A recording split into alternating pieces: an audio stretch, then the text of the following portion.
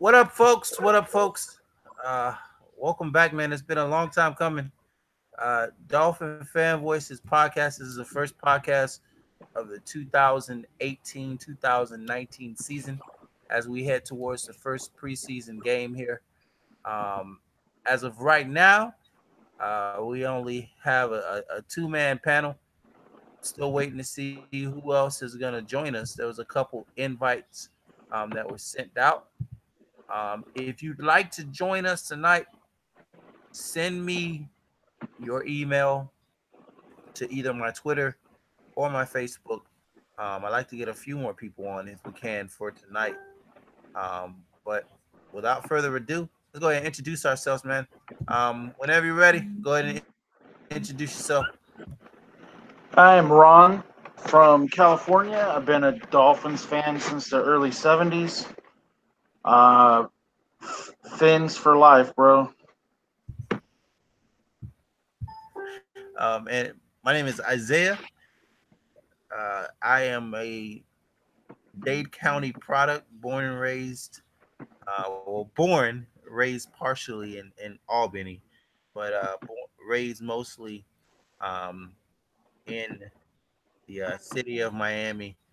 Um, and shit, I grew up right across Lake Lucerne, across from Joe Robbie Stadium. Yeah, I still say Joe Robbie because that's what it is to me.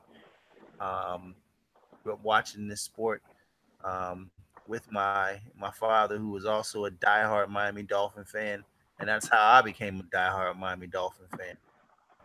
I like to tell people, man, I was born a Dolphin fan. No, I didn't choose it. I was born this way.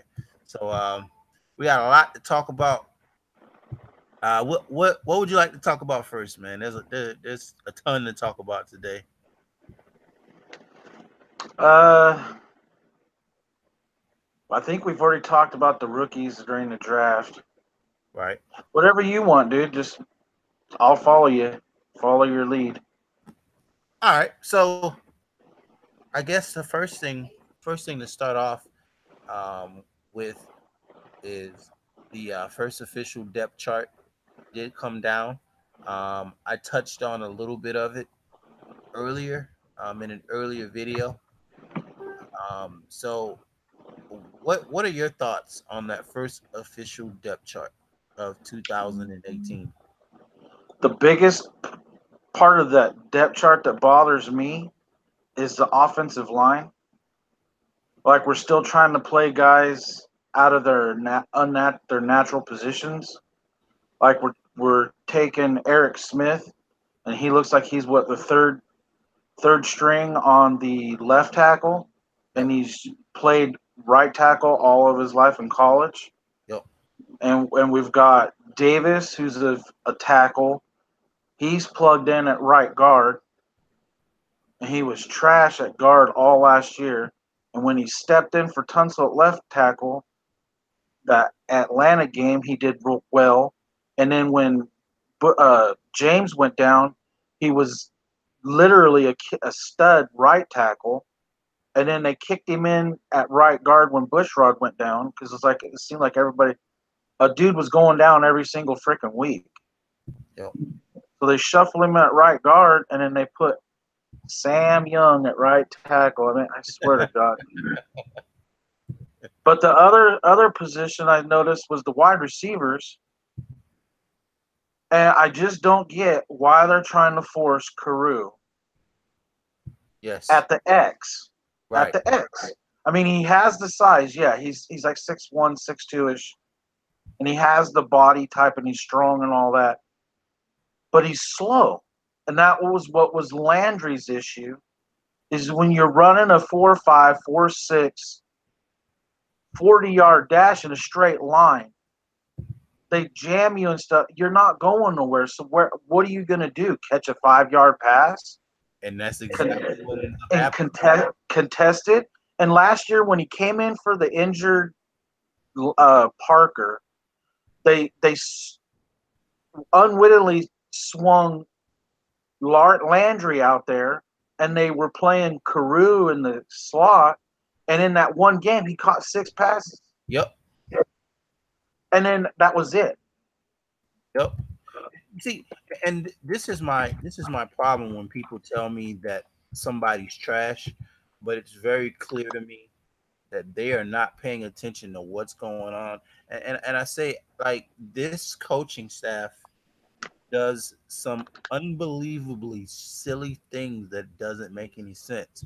So I had people telling me that maybe I was possibly overreacting to the depth chart, and I was like, maybe it could be a tad bit of an overreaction to the depth chart. But this coaching staff, like, this shit looks like something that they would do to me. So, like, that's why, like, people, you're over it. Maybe I mean, we could get to the third preseason game and this whole thing could be completely different. Game one can be, a completely different start. But this depth chart right here, this looks exactly like some shit that Adam Gase would do. It does. Along with taking those rookies that we have and using them in just silly shit. Like, they'll have damn Minka Fitzpatrick playing the gunner on the punt team. I can totally see him doing He is. that. But I agree with you. I was thinking he's changed because the way the new assistant coaches have been helping organize this off season has been different than the previous two under Gase. Right, They have clear groupings. They got the ones, the twos, the threes, and the fours. right, And like Tannehill's the one QB, and then they have the other guys. They switch up the twos, and then, like, fails one week, one day will be the two, then he'll be a three, then he'll be a four, and they're rotating Petty and Osweiler in. Well, they're doing that with the wide receivers also. But I can, like you said, I can see him doing this again because this arbitrary depth chart was the same crap that we debated all last offseason and throughout the whole season yep, of when are these guys, what do they have to do to make their name for them?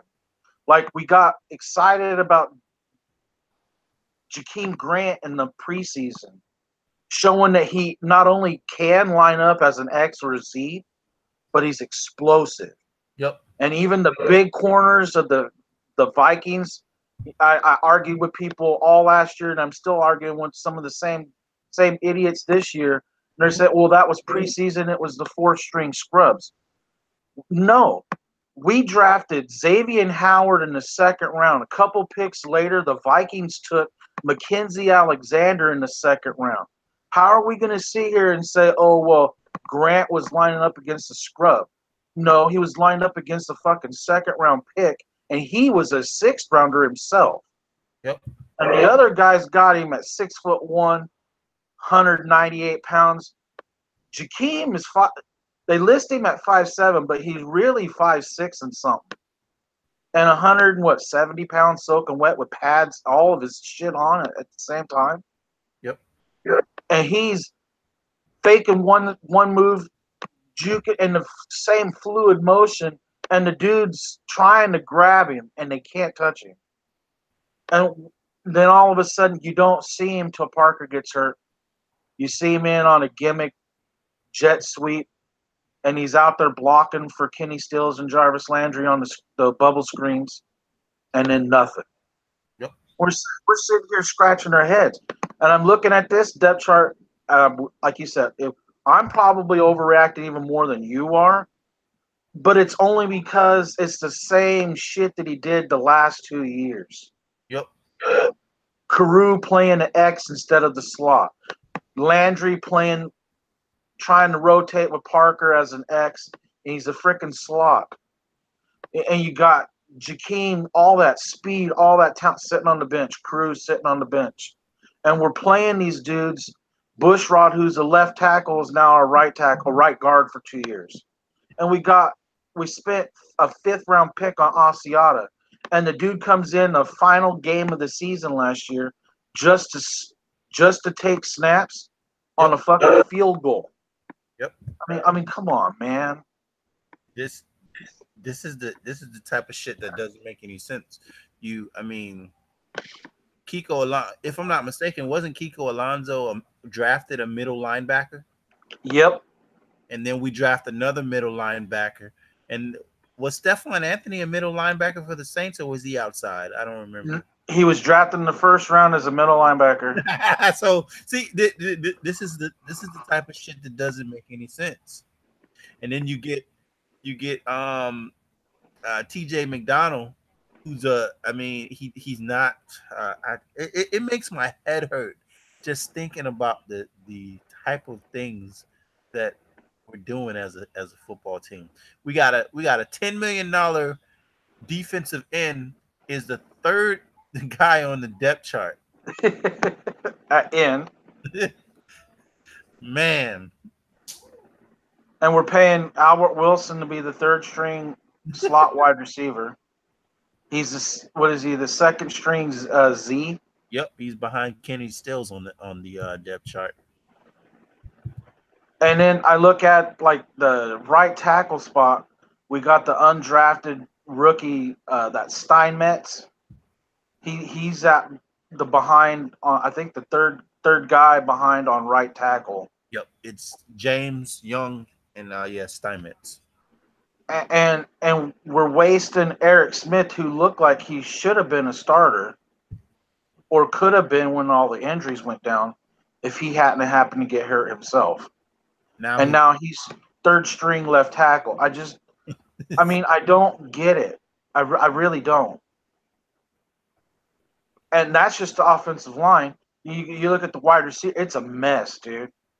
Why did we bring in Amendola when we gave $8 million to Albert Wilson, and we already had Leonte Carew and Isaiah Ford that we were holding in, waiting to develop?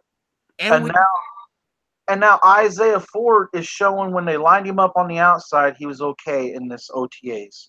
yep. But then when they put him in the slot, he's burning like in the slot. He is open. He's contesting catches at high point and stuff. He's almost uncoverable until he hurt his shoulder. And we got Drew Morgan. And yeah, and then we got Drew Morgan, another guy that just blew up all OTAs, all training camp, preseason, and then he stayed on the practice squad, and that was it. I like this team does things that are just it doesn't make any sense. You look at it and you're like, what the hell is the plan with this? And they're stuck again on defensive tackle. They don't know if they want Godchow starting or Phillips starting, so they put and or whatever on the depth chart there. Right. They did the same crap, remember last year at left guard with Anthony Steen Yep. and Jesse Davis, Yep. and they just kept the offensive line in total disarray, No, trading series as left guards. yep. No one can get comfortable because you're moving them all over the place. And then we're all, well, why is Laramie Tunsil not showing was the number one offensive tackle coming out in 2015? Yep. Or no, 16, sorry. My bad. But we got him as a steal at the 13th overall pick. And he was the most athletic left tackle coming out in 3 years. And we steal him. And now he can't develop because, like you said, you don't even know what the guy next to you is going to do. Right. Well, hopefully we get to see a step up in his game this year. He's got a veteran uh, Pro Bowl caliber guard next to him and sitting. So hopefully, um, I would say around game 4 or 5, it would start. Him and Sitton can really start hitting that groove. I just hope we're not 1-4 by the time everybody starts to click. Well, I hope we're not either. And I see the talent, even though, the media's big thing right now is how trash we are because we cut Sue, we traded Ajayi, we traded Jarvis Landry, we got rid of all these guys, and then we signed Frank Gore at 35. We get Josh Sitton, like you said, he's been the top 6 offensive lineman for over 10 years now. Right. And then we replaced Mike Pouncey in his hip with Daniel Kilgore from the 49ers for what what was it, trading 4 spots in the 7th round. Right. We That stole him. yeah, that was a good deal. And his running blocking is so much better than Pouncey's, but he's not as effective in his pass blocking stance as Pouncey was. Pouncey was gifted as a pass blocker, but Right. you said it there. That whole left side from the middle at the center to all the way to left tackle should be stabilized now because Sitton is literally, if he can stay healthy, that he has a veteran like when Laramie in his rookie season had a Brandon Albert mentoring him. Right. And right now, what happened with Isaac Asiata is Yep. he keeps asking Sitton after practices this last 2 weeks. He's been sitting out there for half hour, 45 minutes extra, doing reps against Sitton and trying to pick his brain at how he can improve with his hands, his footwork, because his big problem was his pass blocking and not his run Right. blocking, which is why I was so upset last year that when Bushrod went out, we didn't just plug him in at right guard Yep. just so we could run the fucking ball. Yeah. I mean, let the tight end rotate over to help the tackle out on the outside guy and let James kind of have Asiata kind of wash everything to his right side and let James help kind of chip him a little bit until he got his feet, underneath him, got his confidence built up.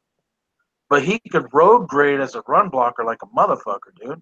And every time he's playing for Sitton at left guard on the second string, Gore, Drake, and Ballage break off 10, 15-yard runs every time Asiata's lined up at left guard Yeah. in these OTAs.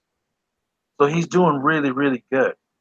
I, But for him to crack that lineup, Gase is using the preseason games as the measuring stick for some of these guys. have we been to your knowledge, have we been using a fullback at all? Yeah, It's Marquise Gray. okay. So I wonder why they have. I guess that's the reason why Marquise Gray is listed as a starter in this depth chart. Exactly. Okay. He's So going to be stud still, has him lined up a lot. He'll start off like in line on either the left or the right side, and right. they'll drop the quarterback into that 5 yard. Uh, they call it the pistol, but it's a shotgun set.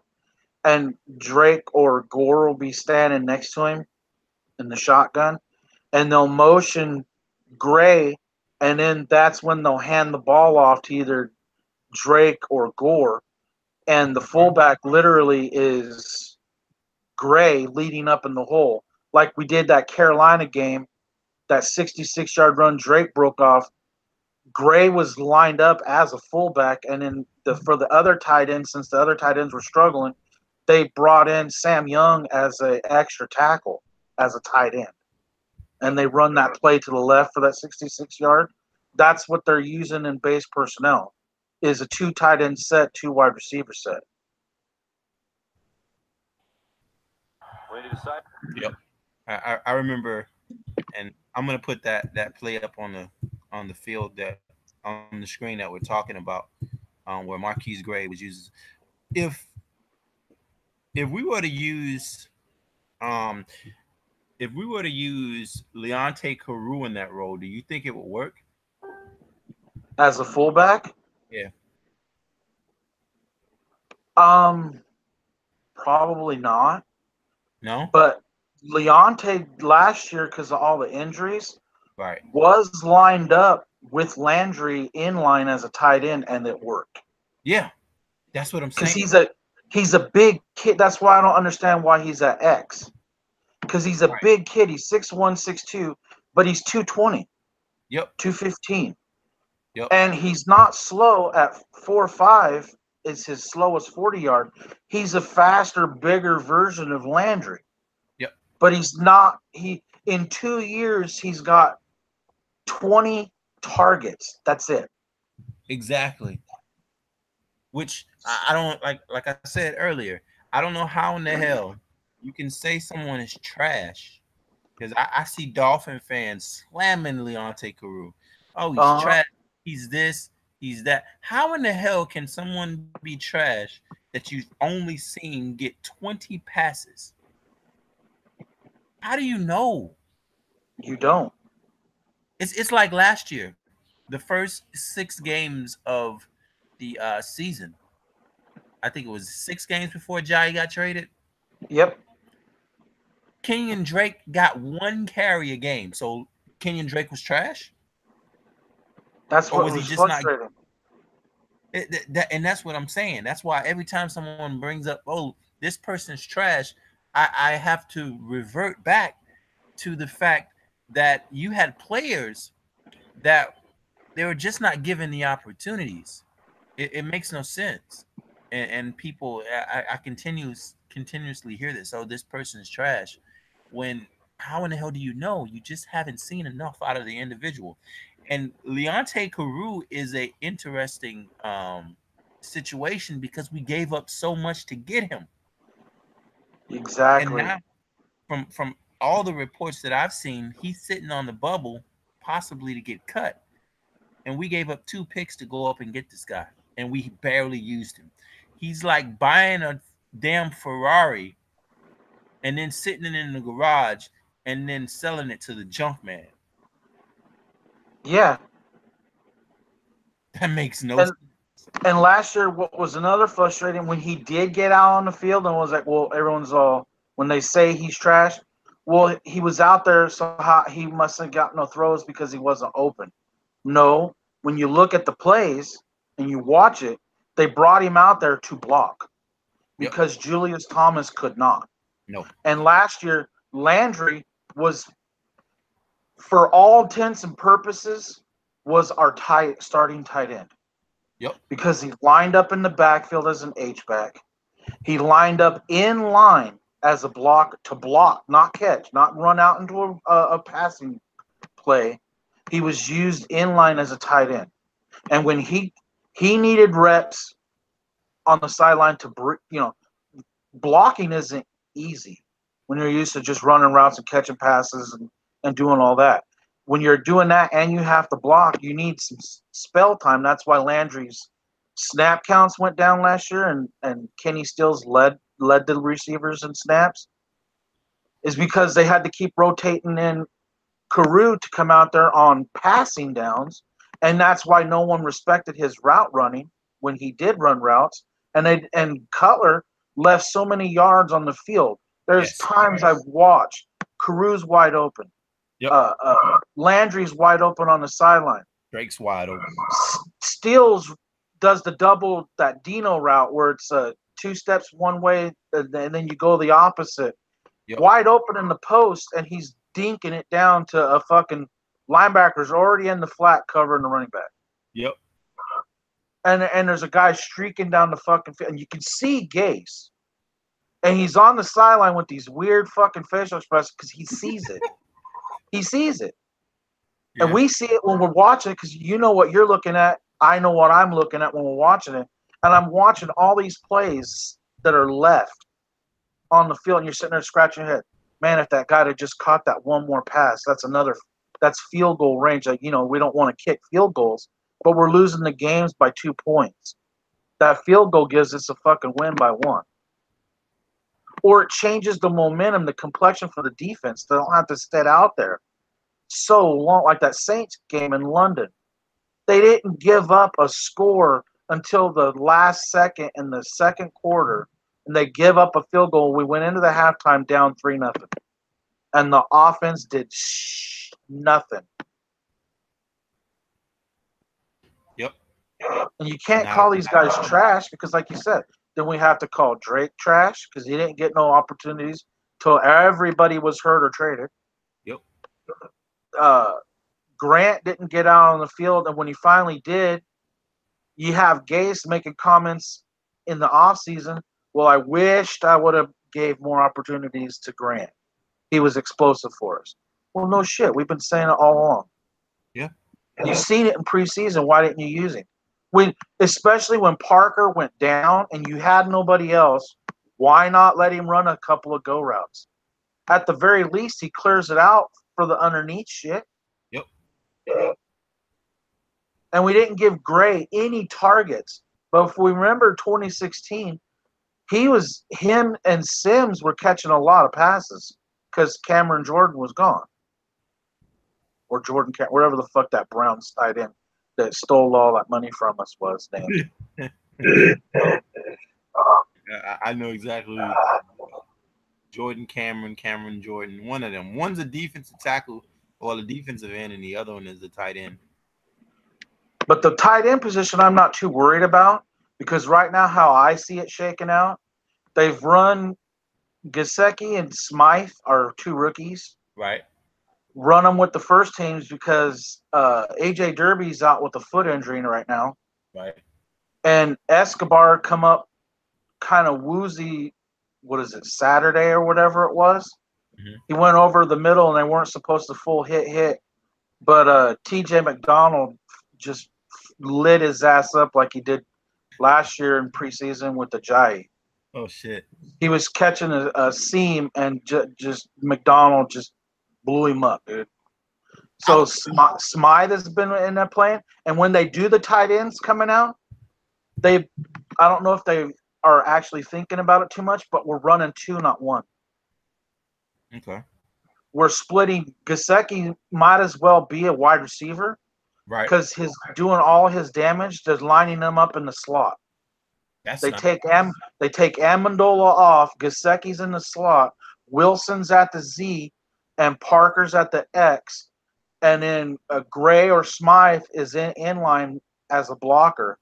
Right. And then the inline guy will sometimes motion go out and split a little bit wide, but it's not quite the slot to the opposite side wherever he lined up inline.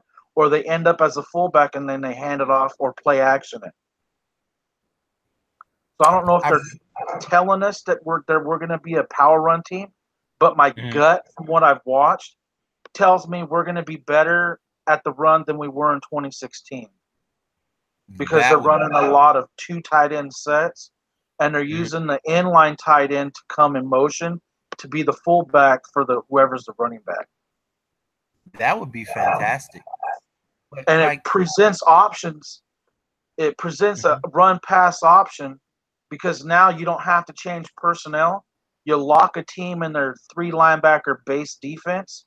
Yes. And now all of a sudden you can split Smythe out wide, Grant or Gesicki out wide. It's like a 4 wide receiver set. And right now, Smythe is hella smooth as a tight end, and he's stuffing our defensive ends at blocking for the blitz. And so right now, Gesicki, when he does his damage, they play action it, and Gesicki is being covered by like TJ McDonald, or they've been using Fitzpatrick on him, and they've even used Jones. And the only one that seems to have any kind of success against Gesicki is Fitzpatrick, but he's still that one-handed touchdown we saw where the defender had the jersey rolled up. That was Fitzpatrick in the end zone and red zone drills where Gesicki reached down with his left hand and caught the ball like it was nothing. See, and that's going to be the dilemma for smaller defenders when you have a tight end the size of Gesicki with the speed of Gesicki, because he's too big for most defensive backs, and he's going to be too fast for most linebackers. So that presents a problem. Like when you see teams trying to prepare for the New England Patriots, like when the Patriots went to the playoffs last year, you see Jalen Ramsey having to step in and try to man up on Rob Gronkowski, and that still didn't work in cases. So those are the type of matchup problems that I would love to see my team develop. You know, I want to see defensive coordinators have to stay up at night to game plan for this team. Like really like, what in the hell are we gonna do with all of this? Especially if Parker is able to finally come. And I hate saying that shit, man. I really hate saying that shit. But he Well, would, don't, because in the red zone drills and like when they line up in the 19-yard line, and mhm, it's the defense has got to defend the red zone plays. right? Parker has come out off the field and is not in the red zone package. No. They put Gasecki in, and so far the wide receivers that they've been using is Amendola, Grant, and Wilson. And Gasecki's the jump ball guy Okay, running the fade. that works. Because every time they put Parker out there, Xavier's shutting down. So then they flipped it. They put Steele and Wilson or whatever, the Z's on, had Howard cover the Z's. Hmm. Like they flipped the offensive formation. So the X is now on the second corner. Hmm. And so it was McTire, Lippett, and Tank covering Parker, and Parker still couldn't get touchdowns. Shit. So they put Gasecki lined up wide as a wide receiver for what would be basically Parker's position in the red zone, Hmm. and Gasecki caught 4 touchdowns when they did it. See that works. Give So even if Gasecki doesn't get a ton of work, I see him coming in as the red zone package right. because he's literally, even Gase said it without trying to give too much, even though he said too much. Hmm. His wordage was how we used to think of when we watched Tony Gonzalez. The Yep. guy knows how to box out defenders, and even with good coverage, it's still bad coverage. And it's the same thing that Gronk does, like you said, the Gronk effect. Yep. You're putting your Pro Bowl corner that's physical press man, and he's still, you can't take him to zero on the stat sheet. He's still getting 4, 5, 6 catches for 30, 40, 50 yards. What you're trying to hope to take away is he doesn't score 2, 3 touchdowns on Yep. you. And that's what Gasecki is doing for us right now.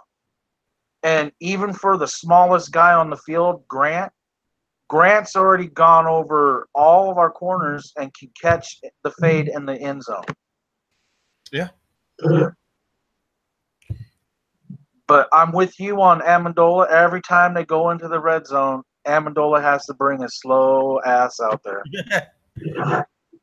It's if I was the coaching staff and I got Amendola on the team, what I would do is I would have him returning my kicks. I would have him returning my punts, and maybe I put him out there in those big game situations, that third down and six with the game on the line, because he does have that experience of being in the big moments.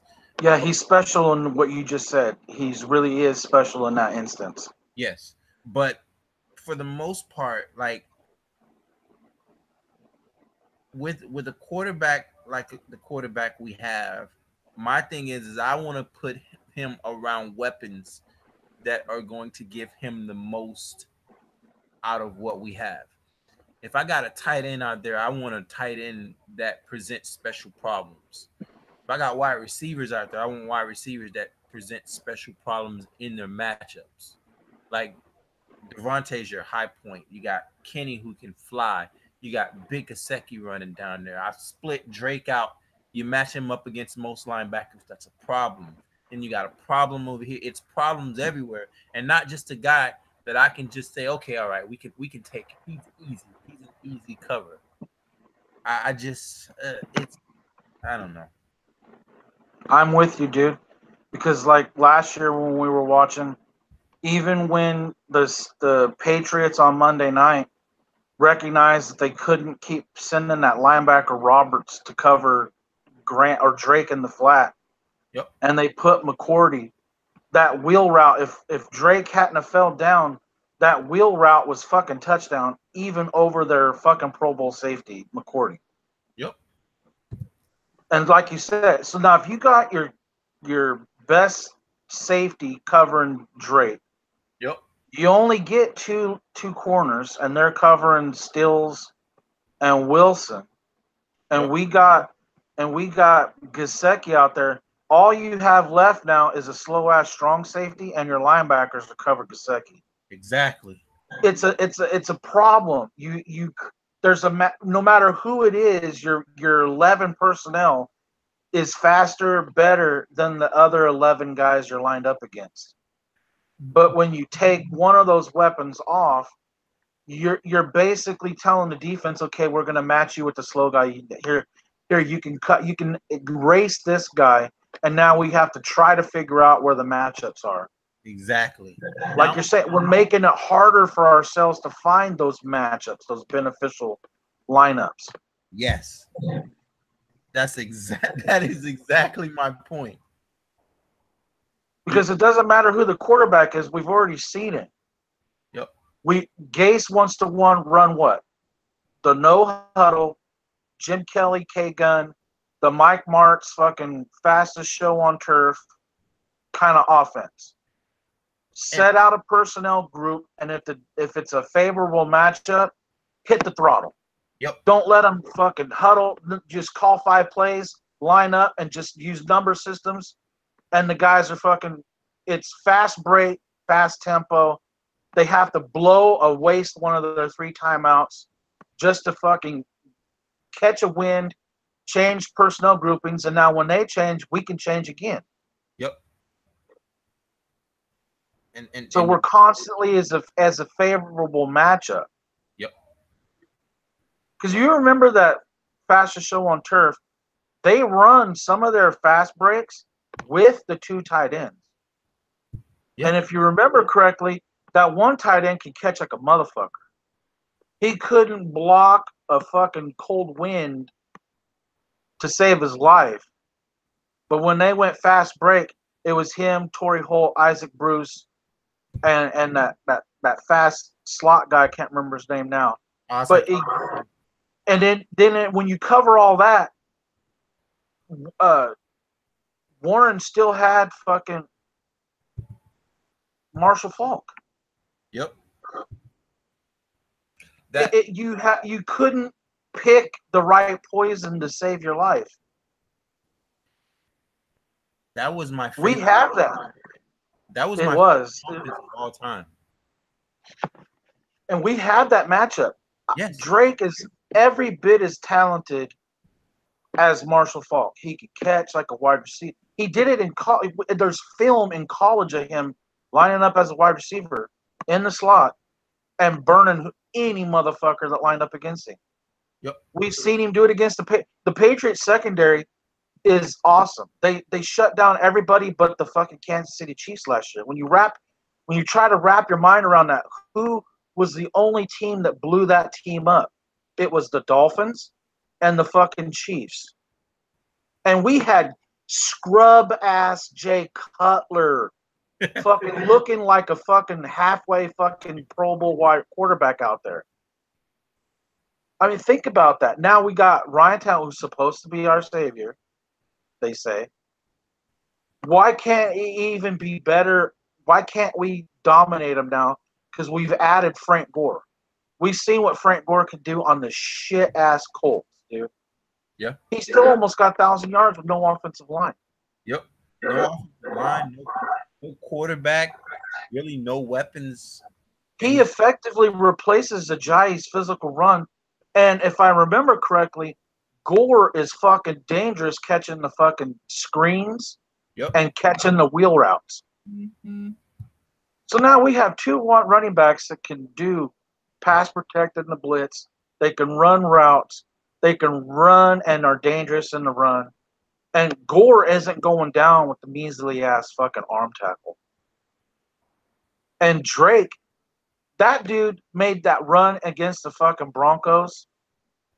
And Ted Larson looked like he was in the way more than he was helping.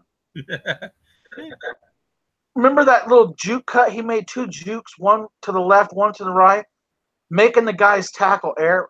You remember that? It was all tight. There was hardly any hole. He springs out and just runs it in for a touchdown. This is against And the then that spin move against the fucking Patriots was just, oh my god, dude, yeah. that was nasty. Well, he made the defender miss in the backfield.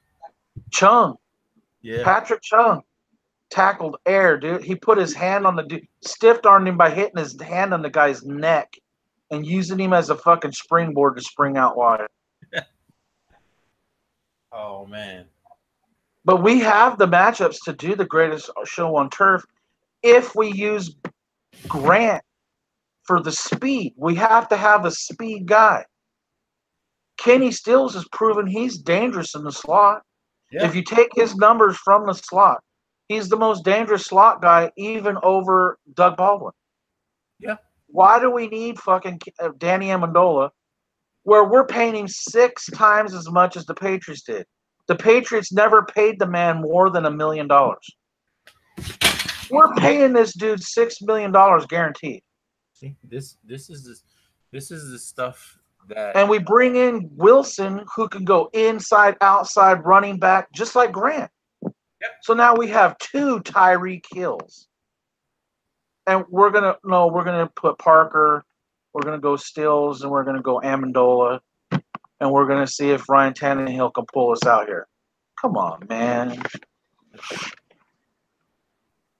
So I'm gonna put 2 guys out there that basically run half-ass routes, can't have any speed, gonna get tackled as soon as they catch it, and we're gonna go 3 and out in a fucking no huddle. That's my fear.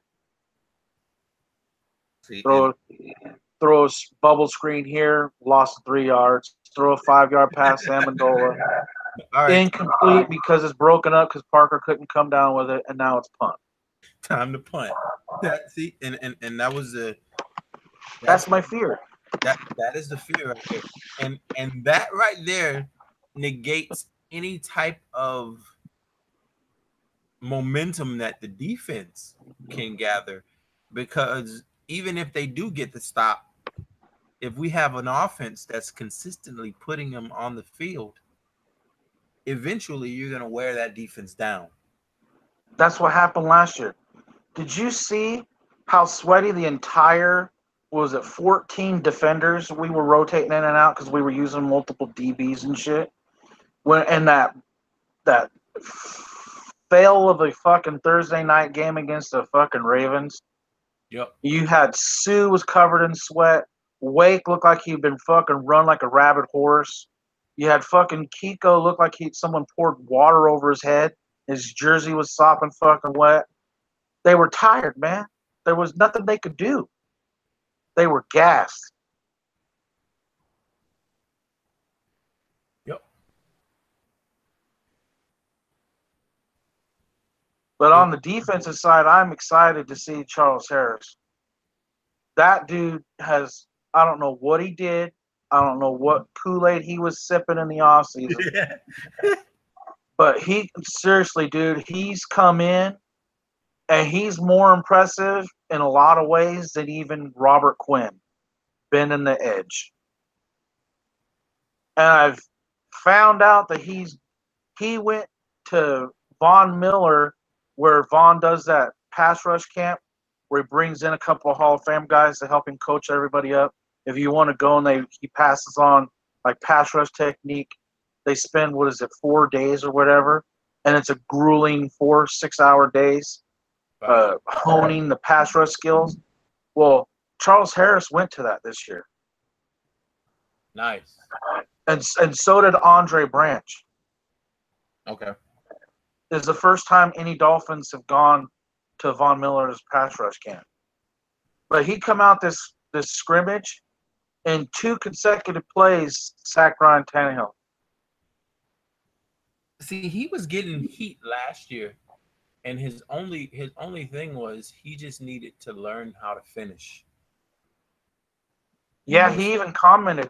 Like you said, he was trying to do too many different kinds of moves instead of just using his 2 to 3 moves and just sticking with those to get his legs.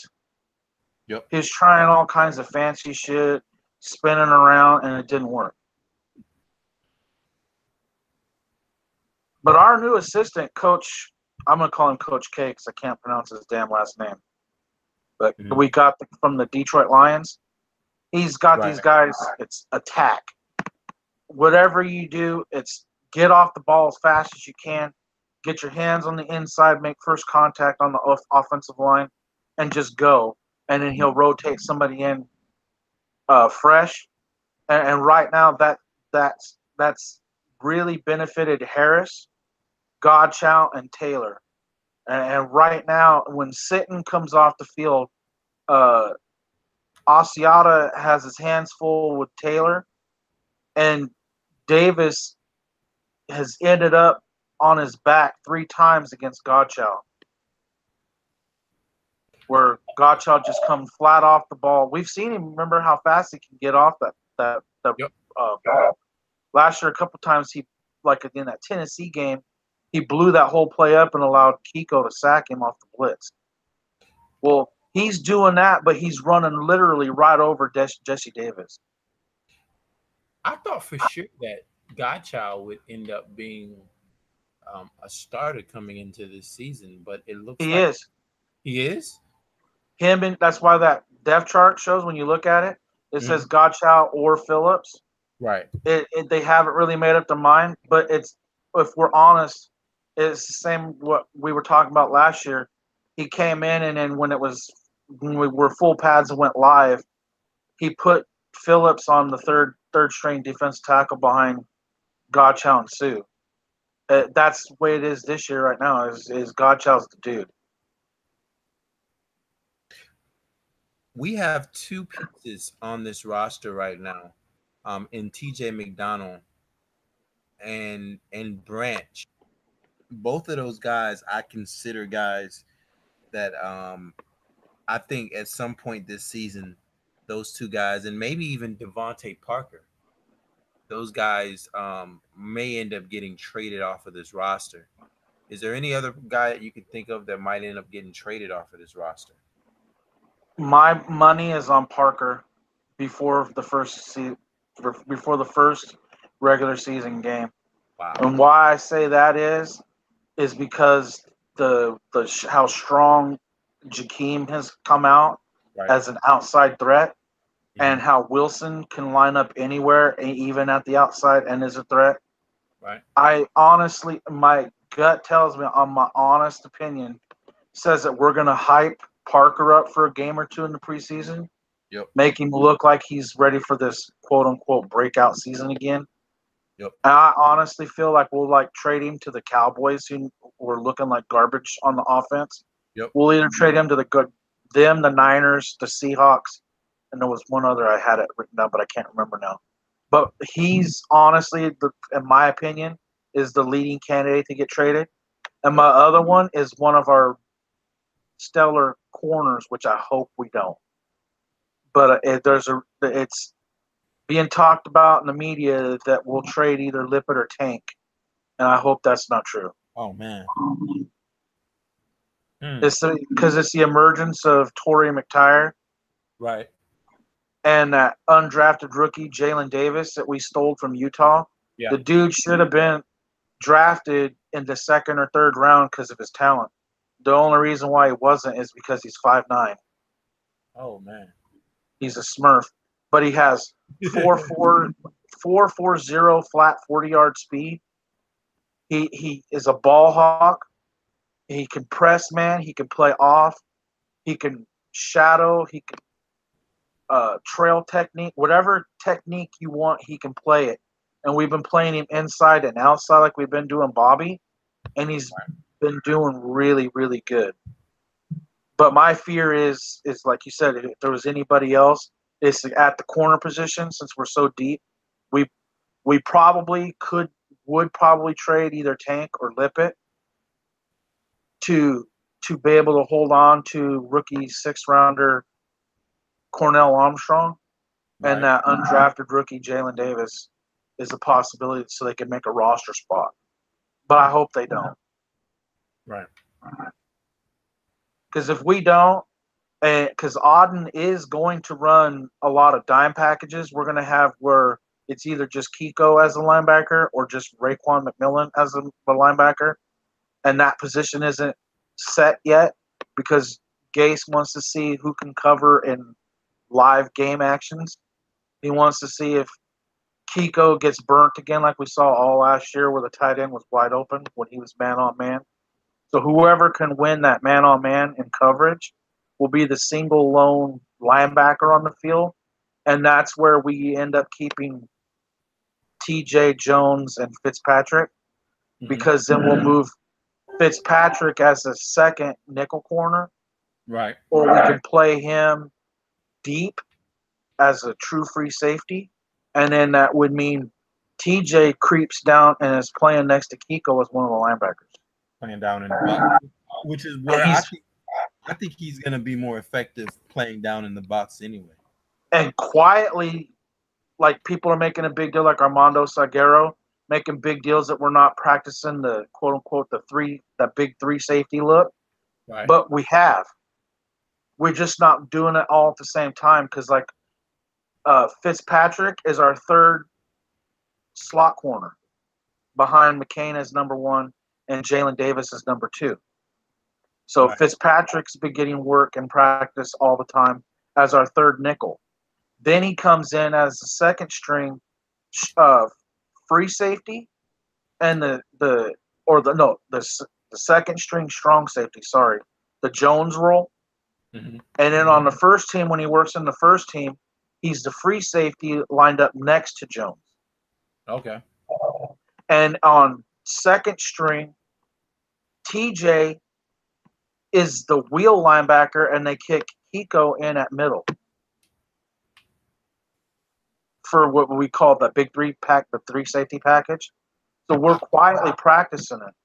So I can see us keeping where TJ is the one that sits when we're in our base packages with Jones and Fitzpatrick as our starters, and they'll trade that as matchups come, like against Tennessee Titans where they want to pound the rock. We'll Right. probably see more of the TJ Jones because we're not really worried about them going deep over the middle because they're going to be pounding the rock a lot. Right. And then in that instance, we'll either use McCain or Kiko to cover the tight end and have the safety come over the top. So they'll give Kiko the over the top help that they didn't give last year. See, Kiko's not going to be asked to cover man anymore, and even if he loses his job to Jerome Baker, Baker's not going to be put on the quote unquote the island out there in one on one coverage like Luke Kuechly. We're no longer going to unprotect that linebacker covering the tight end. They'll have that over the top safety help. Thank God, because it wasn't for us last But year at that all. was brought in. That was brought in because we brought in that Tony Auden, Right. and he brought in a former Dolphins player that's now a coach that come from the Pittsburgh Panthers in college. What was his name? Something Hill. I forgot his first name.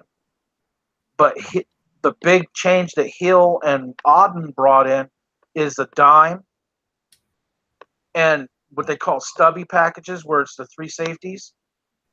And here's why I say it's going to work and it's going to fly. When we do that package and that formation with out of the 4-2-5, it's literally Nick Saban's defense at Alabama. Oh, okay. So that's something that is And just who was Nick Jr. in Alabama? Minka Fitzpatrick. yep.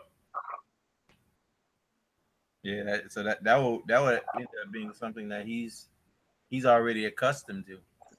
And he is lighting up people tackling. And right now, TJ improved his play. Gase praised him up over the weekend how how did he put it? Because I guess he was upset too. He said TJ come in surprisingly good. You Surprisingly only make those kind of you only make those comments as if you were thought the guy was horrible. Because good. if we remember his comments at the combine, he defended when writers wanted to ask about how trashy Kiko was in coverage. Right. And if we remember his comments, he's like, "Well, I didn't see that. That wasn't on film. Right. Kiko was one of our best guys." So for him to say, "Well, TJ come in surprisingly well. I think in his mind, he was like you and me.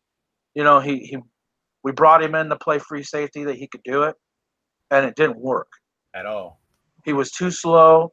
He good coming down in the run, but we already had Jones playing that role. So why do we have two guys at the same role and then turn around and give the guy before we even played a regular season and go ahead and give him a contract extension for all this money, See, and now he doesn't have a spot? it kind of leads me to believe that at some point Jones is probably going to be the guy. I mean, he is, what is he, 32 at this point? Something like that, yeah. Maybe, just maybe, they look to move Jones at some point. What I honestly think about that, where Jones is concerned, the money doesn't make sense until 2020 or 2021, Right. where he'll still have 2 years left. I think by then he'll retire. He'll get to retire as a Dolphin. Okay. And by then, like you said, we'll have TJ. And right now, Maurice Smith looks like a stud. And we already know Fitzpatrick is a stud. He's only a rookie. So at some point, they could go to Fitzpatrick and Maurice Smith. And Smith would take Jones' spot as the strong. And Minka would be our free safety, or vice versa. But then that would really give us what Gase is really looking for, where the guys can play interchangeable. Because Maurice, when he was at Alabama, was the nickel corner for Nick Saban, but he was listed as a safety. But he played that dime stubby role, what you call a weak safety. You have a free safety, strong safety, weak safety, and they're like a hybrid, big sized nickel corner, but they're not a nickel corner. But they play that, they line up in that slot looking, where they're looking like they're a corner, but they're actually a safety. And their role is to jam and cover the slants, and the linebacker is supposed to ace or launch straight to the flat, or watch. His key is the running back. The running back goes out for a pattern. He takes the flat. If he doesn't, he blitzes the B gap and goes and sacks the quarterback. Yeah. So that would give us the safety look in a few years from now, unless they move away from TJ. Because if we cut TJ this year, we only have $989 something thousand dollars, less than $1 million in dead cash. Okay.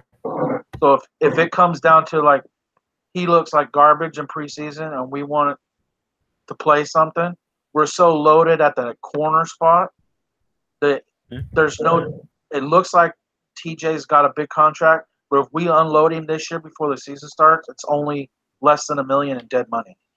So he could be gone for hardly any cap hit. Okay. And then that would give us Minka, Jones, Maurice Smith, and Walt Aikens, and we wouldn't have to cut one of the corners, because we are going to roster spot 4 guys or 5 every Sunday because of the coverages that we'll be using.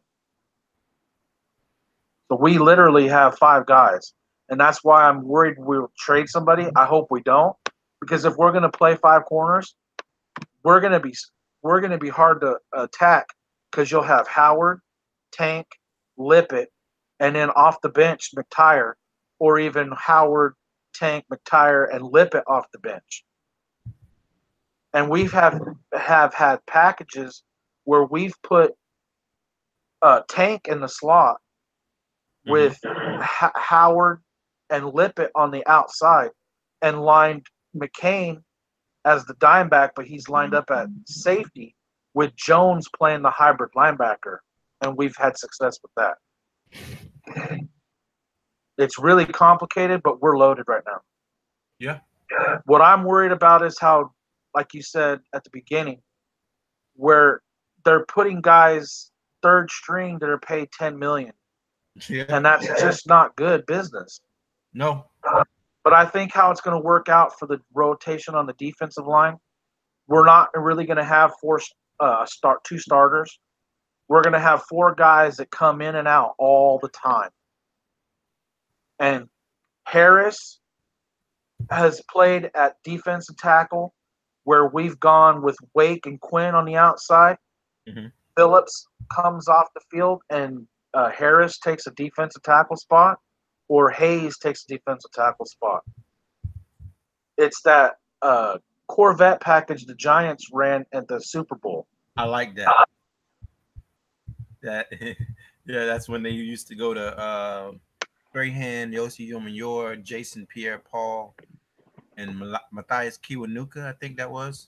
Yeah, they had one nose tackle type guy. He ate one, and then the other three just went to hunt. Yeah. They weren't worried about the run. It was a one gap quarterback in my sights. Yep. And we Who? have that package. And we even have one even worse that I am excited to see is where we have Wake, Harris on the outside, and we have Hayes and Quinn as tackles. that.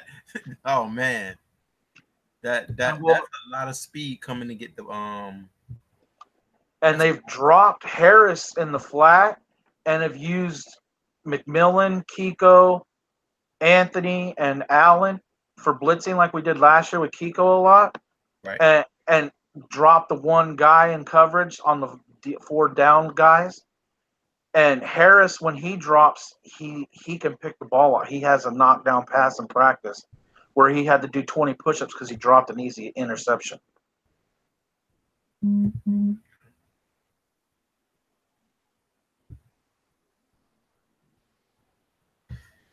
All right, so guys, check it out. This coming Thursday, August the 9th, the Dolphins will be facing the Tampa Bay Buccaneers. That's going to go down at Hard Rock Stadium and Miami Gardens. Um, that game I will be broadcasting live on my. Wait a minute, let me check my. Yeah, I work 6 to 3 that day. So yeah, I will be broadcasting that game live on my Facebook page. If you guys are not on my Facebook page, make sure that you add me because I will be broadcasting the game live, so that we can all check it out and see. We'll probably 9 times out of 10 we're not going to see any starters, or will we? It's usually that. We are going to see Tannehill. It might be only for 1 to 2 drives, but he's already come out and said he's playing. Okay, all right, cool. I just the in the preseason. I mean, I look to see those guys, that that aren't necessarily heralded come out there and do good things. Drew Morgan, Owosu, Chase Allen. I want to see those guys go out there and have a good preseason, and make a run at some of these roster spots, some of those corners, and no injuries, man. That's the biggest thing. In, Yeah. in these Well, playoffs. right now, I don't know if you've known, but Torrey McTyer at corner is taking first team reps. Yep. Chase Allen has taken first team reps at both middle linebacker and Sam. Yep. And Harris has taken first team snaps at defensive end in place of Quinn. Mm-hmm. Hayes has Branch beat out, lined up on the same side as Wake at right defensive end.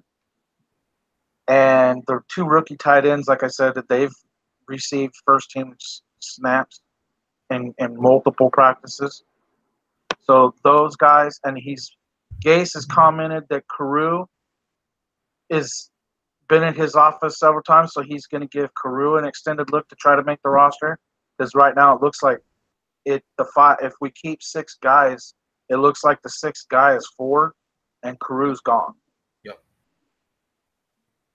I mean, if anything, use him in other places. That's Well, I hope that they line up Carew in the slot exactly. and give him a chance, and I hope they give Owusu the shot at third team at the X. Yes. I think he's a better fit. Yep. that he has the same measurables as Parker, but I'd like to see if he has that killer instinct that Parker lacks. And Because Carew would be the one of the best slot corners we've ever had if he just gets the look. Yep. I don't understand not giving him more passes than he's getting.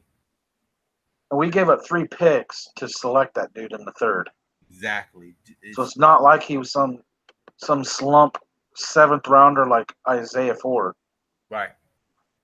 Or a 6th rounder like Grant. I mean, we literally gave some capital. We lost our 4th rounder last year's draft.